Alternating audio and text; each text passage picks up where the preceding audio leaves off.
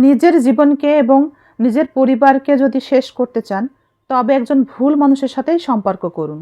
একজন ভুল মানুষের সাথে সম্পর্ক করা আর নিজের জীবন শেষ করা একই কথা। নিজের কপাল চাপড়িয়েও তখন কোনো লাভ হয় না যদি নারীর জীবনে স্বামী ভালো না হয়। একজন নারীর জীবনে অশান্তির জন্য একজন স্বামী যথেষ্ট। নিজের মধ্যে আপনি তখনই শান্তি অনুভব করবেন যখন আপনার পরিবারের মধ্যে সুসম্পর্ক বজায় থাকবে। পরিবারের মধ্যে শান্তি বজায় থাকলে বাইরের কোনো অশান্তি আপনাকে আর স্পর্শ করে অশান্ত করে তুলতে পারে না। বিয়ের পরে যদি কোনো মেয়ে স্বামীর কাছে থাকতে না পারে, স্বামীর ভালোবাসা না পায়, অবহেলা পায়, স্বামীর আদর ভালোবাসা থেকে বঞ্চিত হয় বছরের পর বছর, আর বৃদ্ধ বয়সে এই অজুহাতেই স্বামীর প্রতি অনীহা থেকেই একজন স্ত্রী স্বামীকে ছেড়ে চলে যায়। তাই সময় থাকতে স্ত্রীর যত্ন নিন। জীবনের এই সংক্ষিপ্ত সময়ে চিরস্থায়ী সুন্দর ব্যবহার।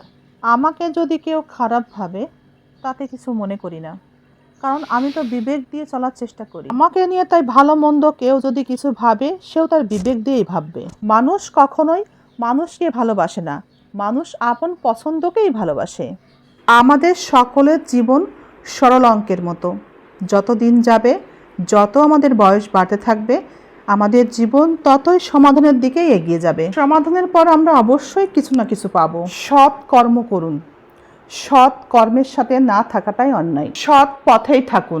আজ হয়তোবা নিজের কাছে মনে হতেই পারে নিজের অনেক পরাজয় হচ্ছে। মানুষটি অন্যায়ভাবে ঠকিয়ে নিজেকে জিতিয়ে নিয়ে পরাজয়ের কষ্ট দেখেও নিজের জয়ের হাসি হয়তো হাসছে। প্রতিটা মানুষকেই মনে রাখা উচিত, জীবনে একদিন হলেও জয় কিন্তু আসবেই। আজ যে মানুষটা হেরে গেল আপনার কাছে, যাকে অন্যায়ভাবে আপনি হারিয়ে দিলেন, ঠকিয়ে গেলেন, তার কাছেই কখনো না কখনো আপনাকে হারতেই হবে, প্রত্যক্ষ অথবা পরোক্ষভাবে। আমাদের মনে রাখা উচিত, প্রকৃতি কখনো কাউকে ঠকায় না।